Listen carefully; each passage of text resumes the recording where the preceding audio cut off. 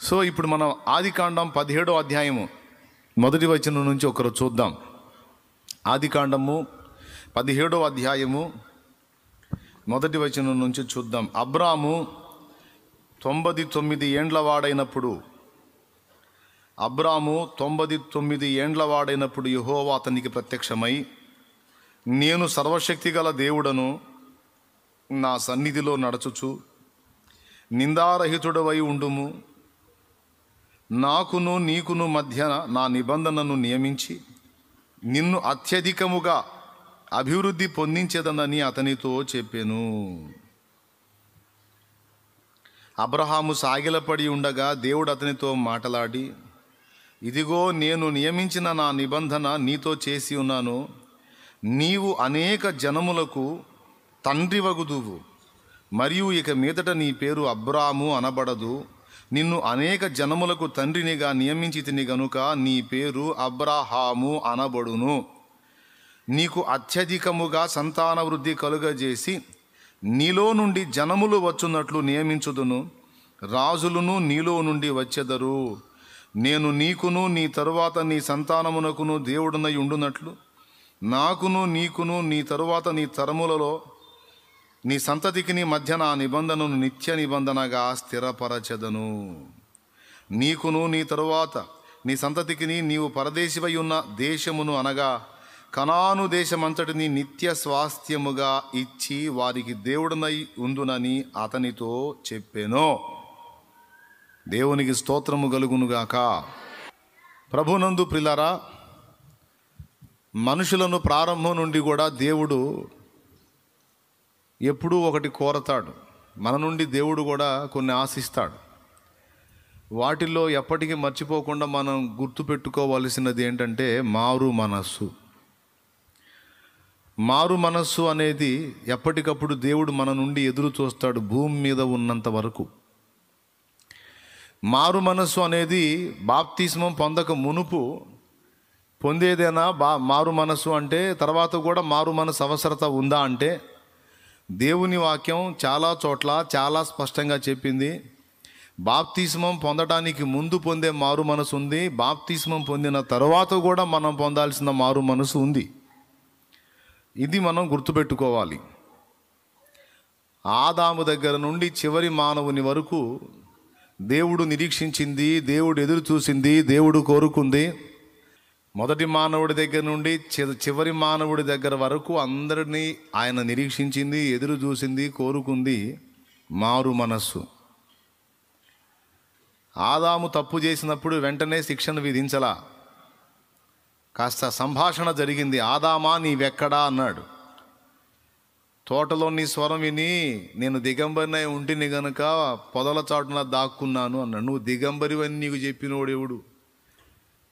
నేను వద్దన్న పండు తిన్నావా? కాస్త సంభాషణ జరిగింది. వాస్తవంగా దేవుడు ఈ పలకరింపులు, ఈ వెతుకులాటలు ఇదంతా ఎందుకు? అంత టైం దేనికంటే, తేడా పడ్డాను తండ్రి, నువ్వు వద్దన్న పని చేశాను, పొరపాటు పడిపోయాను, ఏదేదో అయిపోయింది, ఇలాగ అయిపోయింది నా బతుకు అని దేవునికి ఎదురెళ్ళి ఆయన పాదాల చెంత సాష్టాంగపడి క్షమాభిక్ష కోరుకుంటాడు, మారు మనసును ప్రకటిస్తాడని ఎదురు చూశాడు. కానీ అది రాలా. మారు మనసు తీర్మానం రాలేదు, కానీ సమర్థింపు వచ్చింది. పండు పవర్. పండు తిన్న తర్వాత జ్ఞానం వచ్చింది. ఏం జ్ఞానం వచ్చిందంటే తప్పును ఒప్పుకునే జ్ఞానం కాదు, కప్పుకునే జ్ఞానం వచ్చింది. తప్పించుకోవడానికి ట్రై చేసే జ్ఞానం వచ్చింది. ఇది రక్త సంబంధంగా అప్పటి నుంచి ఇప్పటిదాకా నిరంతరం సరఫరా అవుతూనే ఉంది. పండు తిన్న తర్వాత వచ్చిన జ్ఞానం ఏంటంటే కప్పుకోవడానికి అవసరమైన తెలివిని సమకూర్చుకొనుట. దేవుని స్వరం విన్నప్పుడు అయ్యా తండ్రి తేడా పడ్డానని అలాగ పరిగెత్తుకొని వచ్చి సాష్టాంగ పడతాడేమో అని ఎదురు చూశాడు.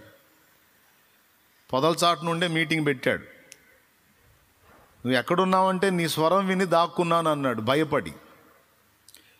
దిగంబరినిగా ఉంటిని కనుక భయపడి దాగుకొంటిని. నువ్వు దిగంబరివని నీకు చెప్పినోడు ఎవడు? నేను వద్దన్న పని చేశావా? చేశాను. ఎందుకు చేశావు? నువ్వు నాతో కూడా ఉండటానికి ఇచ్చావుగా స్త్రీని, ఆమె ఆ పండు తిని కొన్ని నాకు ఇచ్చింది, తిన్నాను. వేసేసాడు ఆమె మీద. ఆమె కూడా నేనే తేడా పడ్డాను, ఈ సర్పబోధ విని నేను మోసపోయాను, తండ్రి నన్ను క్షమించు, నేను పాడైంది కాక నా భర్త కూడా ఆజ్ఞ మీరేటట్టు చేశాను, దౌర్భాగ్యురాల్ని, నేను ఎంత పాపినో తండ్రి అంటే బాగుండేది. ఆమె ఆ మాటల్లా ఆమెలో కూడా పండుతత్వం పనిచేసింది, జ్ఞానం వచ్చింది. ఏం జ్ఞానం అంటే పక్కోళ్ళ మీద వేసే జ్ఞానం. ఆమె కూడా సర్పాన్ని వెతికి సర్పం మీద వేసేసింది. ప్రారంభం నుండి కూడా దేవుడు మానవుడి నుండి ఎదురు చూసింది, కోరుకుంది, నిరీక్షించింది మారు మనసు, పశ్చాత్తాపం, దిద్దుబాటు. సర్దుబాటు కాదు, దిద్దుబాటు. అయితే మనుషుడు తరతరాలుగా సర్దుబాటుకే మక్కువ చూపాడు కానీ దిద్దుబాటుకి మక్కువ చూపల. అలా దిద్దుబాటుకు మక్కువ చూపిన వాళ్ళందరూ ధన్యులు. దిద్దుబాటుకు మక్కువ చూపిన వారిని దేవుడు భక్తులు అంటున్నాడు. దిద్దుబాటుకు ఒప్పుకోనివాడు పాస్టర్ అయినా సరే వానికి దేవుడిచ్చిన టైటిల్ భక్తిహీనుడు. పాస్టరమ్మ అయినా సరే ఆమెకు దేవుడిచ్చిన టైటిల్ భక్తిహీనురాలు. కీర్తనల గ్రంథము 50వ కీర్తన 16వ వచనం ఒకసారి చూడండి. భక్తిహీనులతో దేవుడు ఇట్లు సెలవిచ్చుచున్నాడు. భక్తిహీనులతోనా భక్తులతోనా? భక్తిహీనులతో దేవుడిట్లు సెలవిచ్చుచున్నాడు. నా కట్టడలు వివరించుటకు నీకేమి పని? నా కట్టడలను వివరించుటకు నీకేమి పని? నా నిబంధన నీ నోట విచించెదవేమి? దేవుని కట్టడలను మనకు బోధించే వాళ్ళు, దేవుని నిబంధనను మనకు వివరించి చెప్పేవాళ్ళు ఎవరండి? దైవజనులు, దైవజనురాండ్రు.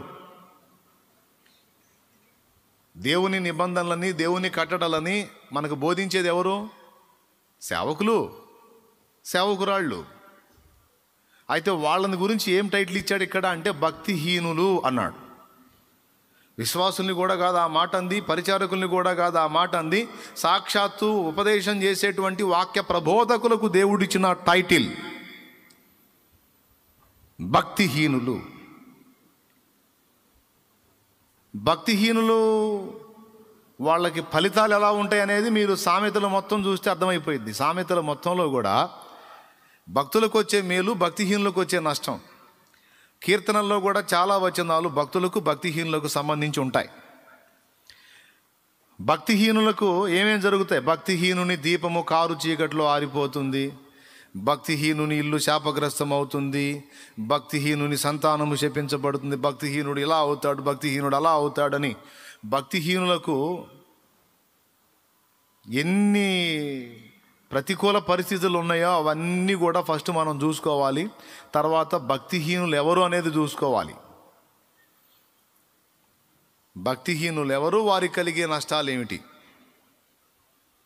అన్న 2 ప్రశ్నల మీద నష్టాలు ముందే చెప్పాను, సామెతల గ్రంథంలో ఉన్నాయని. ఇంతకీ భక్తిహీనులు ఎవరు? ఎవరిని భక్తిహీనులుగా దేవుడు భావిస్తున్నాడు అంటే దిద్దుబాటుని ఒప్పుకోని వాడు, సేవకుడైనా సేవకురాలైనా, విశ్వాసి అయినా, పరిచారకుడైనా పరిచారకురాలైనా, దిద్దుబాటును ఒప్పుకోకుండా సర్దుబాటు చేసుకోవటానికి, తప్పును తప్పుగా ఒప్పుకోకుండా కప్పిపుచ్చుకోవడానికి, కవర్ చేసుకోవడానికి ప్రయత్నించే వారందరి యందు దేవుడు అసహ్యపడతాడు. వారిని భక్తిహీనుల లిస్టులో చేర్చాడు. అది సంగతి. కవర్ చేసుకోవడానికి ట్రై చేయటం, సమర్థించుకోవడానికి ప్రయత్నించటం, దేవుడికే నచ్చజెప్పడానికి ట్రై చేయటం అనేది దేవుడికి చాలా చీదర పుట్టించే వ్యవహారం. మన భాషలో చెప్పాలంటే దేవుడు అసహ్యపడే లక్షణం. యథార్థ హృదయుడవై, యథార్థ హృదయురాలివై, నేను కూడా యథార్థ హృదయుడనై దేవుని ఎదుటికి పోయి జరిగిన తప్పును జరిగినట్టు ఒప్పుకొనుట ఎంత మంచిది. పశ్చాత్తాప్తులమై మారు మనసు పొంది దిద్దుబాటు చేసుకొని ఇక జాగ్రత్త పడటం ఎంత మంచిది. సమర్థించుకుంటారు. ఇలా ఎందుకు చేశావంటే వాళ్ళు మంచోళ్ళు కాదంటారు, ఇలా ఎందుకు అన్నావంటే వీళ్ళు చెడ్డోళ్ళు అంటారు. అన్నీ విన్నట్టుగానే ఉంటారు, అన్నీ చేస్తున్నట్టుగానే ఉంటారు, అన్నీ చూస్తున్నట్టుగానే ఉంటారు, భక్తులాగానే కనపడతారు. లోపల ఘోరమైనటువంటి వ్యక్తిత్వాలు, మనస్తత్వాలు, క్రూరత్వాలు, అసహ్యమైన ఆలోచన విధానం, పెళసరం అన్ని కలగాపులగమై ఉంటారు. పచ్చిగా ఓపెన్గా చెప్తా, మీరు తిట్టుకోండి, సణుక్కోండి, గొణుక్కోండి, వాగులో దూకండి, నాకు అనవసరం. నేనైనా మీరైనా ఇక్కడ ఎవడు పక్షపాతం లేదు. ఏమిటి అంటే దిద్దుబాటు, సరి చేసుకొనుట, సరి చేయబడుట. పరపక్షమందు ఉన్నవాడు నీ గురించి చెడ్డ మాట ఏదైనా పలకకుండునట్లు వాళ్ళ ఎదుట నీ ప్రవర్తన జాగ్రత్తగా కాచుకోమన్నాడు. సంఘములో వారి ఎదుట కానీ, సంఘమునకు వెలుపటి వారి ఎడల కానీ నువ్వు చాలా సాధువుగాను చాలా మృదువుగాను వ్యవహరించాల్సి ఉంది. కానీ కొంతమంది సాక్ష్యం ఎలా అయిపోయిందంటే చండాలంగా అవతల వాళ్ళు మాట్లాడుకునేటట్లు అయిపోయింది. ఎవరి మనస్సాక్షికి వాళ్ళకి తెలుసు. పురుషులు కానీ స్త్రీలు కానీ ఎవరికి వాళ్ళు ఈరోజు చెప్పేది మాత్రం కొంచెం సీరియస్గా వినండి. సభ్య సమాజంలో నీ ప్రవర్తన, సంఘంలో నీ ప్రవర్తన, కుటుంబంలో నీ ప్రవర్తన, బంధువులలో నీ ప్రవర్తన ఆరోపించబడిందా, ఆక్షేపించబడిందా, లేకపోతే మంచి సాక్ష్యంగా వెలుగొందుతుందా? తీయని మాటలు మనం భక్తుల్లాగా పర్సనల్ జీవితంలోకి వచ్చేటప్పటికి రాక్షసుల్లాగా ప్రవర్తించటం, ద్వంద్వ వైఖరి, డబల్ యాక్షన్, ద్విపాత్రాభినయం, ఇదంతా దేవునికి నచ్చదు, దేవునికి అసహ్యం కలిగించేది. ఈరోజు స్ట్రైట్గా మిమ్మల్ని అడుగుతున్నా, దేవుని సన్నిధిలో ఉన్నప్పుడు పరిశుద్ధులుగా, దీనులుగా, నీతిమంతులుగా, సాత్వికులుగా, మృదు స్వభావులుగా ఉన్న మనం దేవుని సన్నిధికి బయట మందిరం వెలుపట జీవితంలో కూడా నిజంగా అలాంటి మెయింటెనెన్సే కలిగి ఉన్నామా? లేకపోతే మన విశ్వరూపాలు అక్కడ బయటపడుతున్నాయా?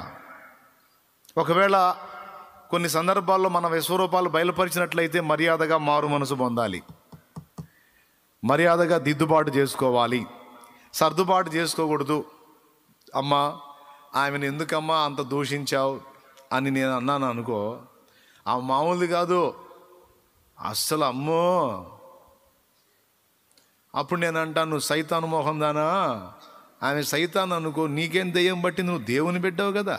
అవతల మనిషి తేడా అయితే నువ్వెందుకు దూషణ చేశావు, నువ్వెందుకు దుర్భాషలాడావు, నువ్వెందుకు బజారుకి బరి తెగించి కూర్చావు? సైతానా చెప్పు, ఎవరైనా అంటే జస్ట్ ఎగ్జాంపుల్ కోసం ఒక మాట. ఇక మిగిలిన అన్ని విషయాల్లో కూడా పరిశీలన చేసుకోవాల్సిన అవసరత ఉంది. ఏ కాడికి ఏది చూసి కూడా అదే ఉందిలే, ఇదే ఉందిలే, అది మామూలేలే, అదేముంది, ఇదేముంది, ఏముంది అంటాం కాదు. పక్కాగా బ్యాలెన్స్ చేసుకోవాల్సిందే, సరిదిద్దుకోవాల్సిందే. ఇందులో మినహాయింపు లేదని చెబుతున్నాగా నేను కూడా. నేను మొత్తం బ్రతుకును ఒక్కసారి వెనక్కి తిరిగి చూసుకొని లోపాలు, లోటుపాట్లు, వంకర టెంకర్లో మొత్తం మనము పాపము చేయలేదని చెప్పుకొని ఎడల దేవుని అబద్ధికునిగా చేసిన వారు మగుదుము. అది వాక్యం. నేను పాపం చేయలేదు, నేను అసలు నోటితోనైనా, తలంపుల్లోనైనా, ఆలోచనలో, క్రియలోనైనా, నడకలో అయినా, పడకలో అయినా, హృదయాలోచనలో ఎక్కడ కూడా తప్పు లేదు అని మనం చెప్పినట్లయితే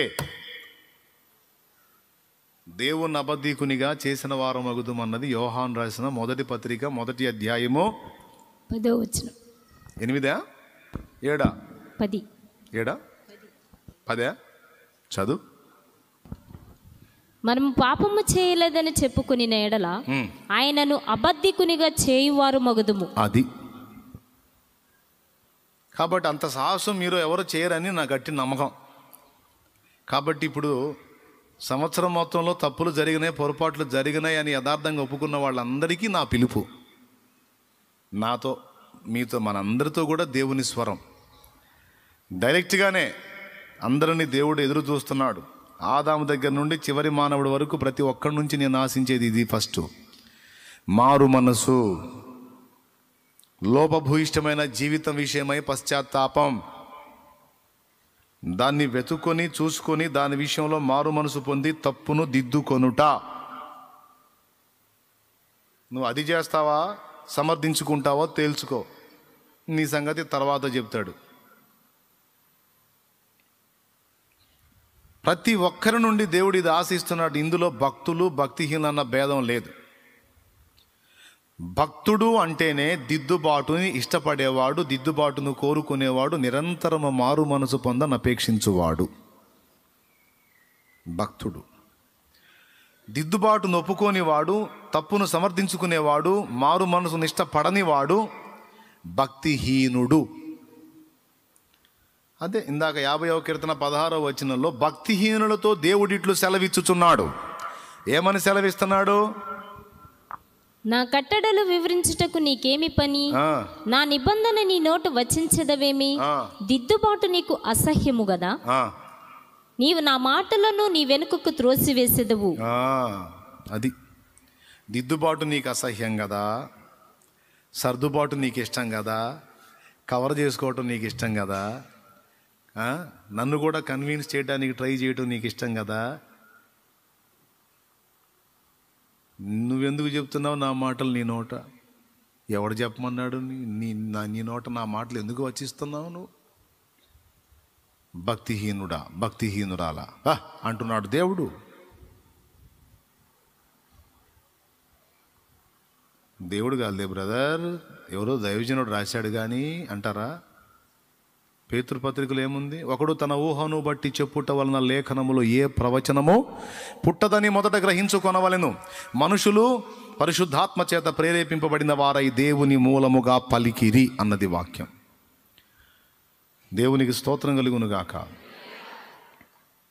కాబట్టి భక్తులు అంటేనే దానిలో మొట్టమొదట వచ్చేటువంటి క్వాలిఫికేషన్, అర్హత ఏమిటంటే భక్తుడు అంటేనే దేవుని ఎదుట దీన మనస్సు కలిగి, మారు మనసు పొంది, దిద్దుబాటు నొప్పుకుని, వినయ విధేయతలతో దేవుని అనుసరించి నడుచుకునేవాడు, దేవుని ప్రేమించేవాడు భక్తుడు. భక్తురాలు అలా కాకుండా ఇక మిగిలిన ఇప్పుడు ఈ చెప్పింది చేయకుండా మిగిలిన ఎన్ని చేసినా వాడు భక్తుడు కాడు, భక్తురాలు కాదు. కాబట్టి ఈ పాయింట్ మీకు అర్థమైందని నేను అనుకుంటాను. ఇప్పుడు చదివించిన వచనం దగ్గరకు వస్తాను. మనందరికీ పితరుడుగా మనం విశ్వసించేది, విశ్వాసులకు తండ్రి అని పిలిచేది అబ్రహాముని. అబ్రహాము ఆదికాండం 12వ అధ్యాయములో పిలువబడ్డాడు. ఆ పిలుపు అందుకున్న తరువాత కొంత ప్రయాణం సాగింది.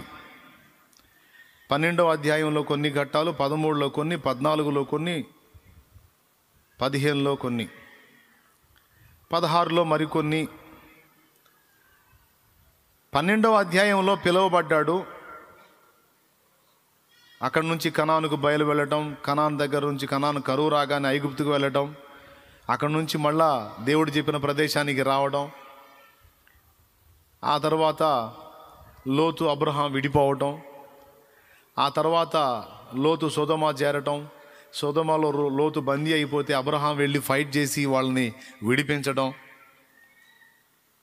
సొదొమ రాజు నువ్వు తీసుకొచ్చిన ఆస్తి మొత్తాన్ని నువ్వే తీసుకొని వెళ్ళు అన్నప్పుడు అబ్రహామును నేనే ధనవంతుని చేసేదని నీవు చెప్పకుండానట్లు నూలు పోగైనా చెప్పు వారైనా నేను ముట్టనని అబ్రహాం చెప్పటం 12 నుండి 14 అధ్యాయాల్లో జరిగింది. ఇక 15వ అధ్యాయంలో ఈ సొదొమ రాజు దగ్గర అబ్రహాం యొక్క తీర్మానాన్ని దేవుడు మెచ్చుకొని 15వ అధ్యాయం 1వ వచనంలో దేవుని వాక్యము అబ్రహాముకు ప్రత్యక్షమై, అబ్రహామా నేను నీకు కేడెము, నీ బహుమానము అత్యధికమగును అన్నాడు. బాగుంది. నేను నీ కేడము, నీ బహుమానము. నువ్వు భలే ప్రవర్తించావు సొదొమ రాజు దగ్గర, భలే రోషంగా ఉన్నావు, నాకు చాలా నచ్చేసావు. నేను నీ కేడము, నేనున్నా, నీకెందుకు, నీ బహుమానం అత్యధికం అవుతుంది, సూపర్గా నచ్చేసావు, నేను నీకు ఎందుకు, నేనున్నా కదా, నేను డెవలప్ చేస్తాను అన్నాడు. బాగుంది. 15వ అధ్యాయంలో ప్రశంస. అదే 15వ అధ్యాయము కిందికి వచ్చేసరికి నీ సంతానపు వారు తమది కాని దేశములో 400 ఏండ్లకు పైగా బానిసలుగా బతకాల్సి ఉంటుంది అన్నాడు. తర్వాత చూసుకోవచ్చు మీరు.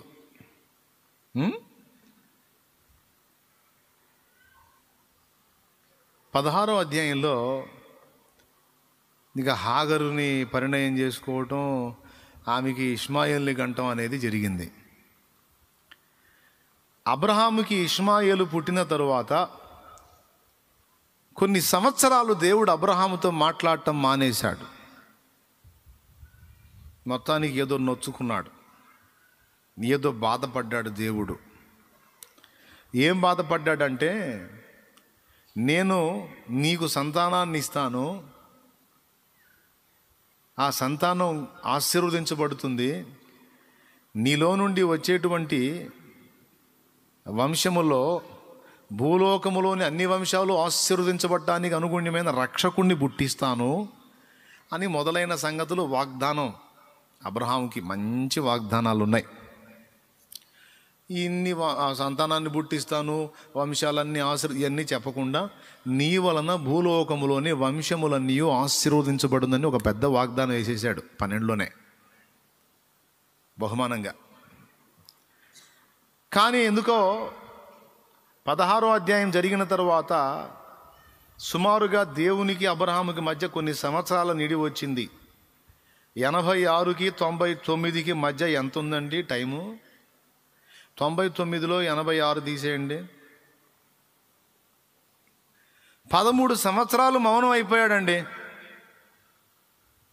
ఏం జరిగింది అంటే, దేవుడు చెప్పనిది చేశాడు అబ్రహాము. అది ఏం చేశాడు అంటే, శారా మాట విని హాగరుని స్వీకరించి ఆమెకు ఒక కొడుకునుగా అన్నాడు.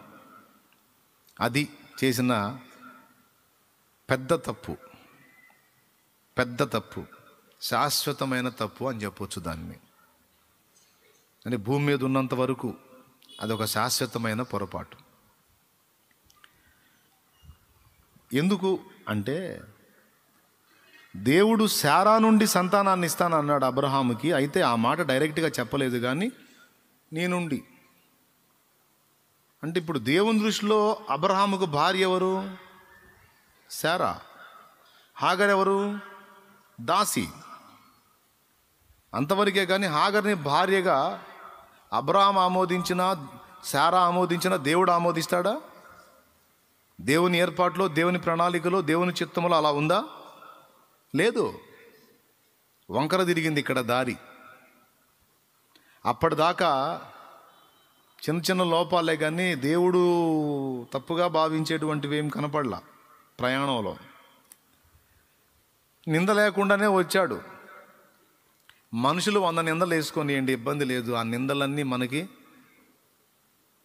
ఒక భక్తుడు అన్నాడు 100లని, ఇప్పుడు 100 కాదు, ఇక వేలను కోట్లని. ఇక నిందలన్నీ మనకు పూదండలు. అన్యాయంగా మన మీద నింద గావించి మాట్లాడితే వాడి కర్మ, వాడికి దరిద్రం, మనకు ఆశీర్వాదం వచ్చింది అంతే, నిష్కారణంగా మనల్ని నిందిస్తే. కాబట్టి మనుషులు పెట్టే నిందను లక్ష్య పెట్ట నిమిత్తం లేదు, కానీ దేవుని ఎదుట నిందారహితంగా నడుచుకోవాలి. ముందు దేవుని ఎదుట నిందారహితంగా ఉండాలి, తర్వాత మనుషుల ముందు కూడా నిందారహితంగా జీవించాలి. మన వంతు మనం జాగ్రత్తగా బ్రతకడానికి ప్రయత్నం చేయాలి. ఎవడేమనుకుంటే నాకెందుకు ఎట్టబడితే అత బ్రతుకుతాను అనకూడదు. ఎందుకంటే మన జీవితం ఇతరులకు మాదిరి కాబట్టి, మన వంకర టెంకర బ్రతికితే అందరూ కూడా వంకర టెంకరగా పోతారు. కనుక క్రైస్తవుడు అనేవాడి జీవితం వాడు ఒక్కడితో ముడిపడి లేదు, అనేక మందితో ముడిపడి ఉంది. కనుక క్రీస్తు యేసునందున్న పరిశుద్ధుల జీవితాలు అనేకులకు మాదిరి బాసట గనుక మన జీవితాలు సమాజానికి కూడా నిందారహితంగా ఉండాలి. అంతకంటే ముందు దేవుని ముందు కూడా నిందారహితంగా ఉండునట్లు జాగ్రత్త పడాలి.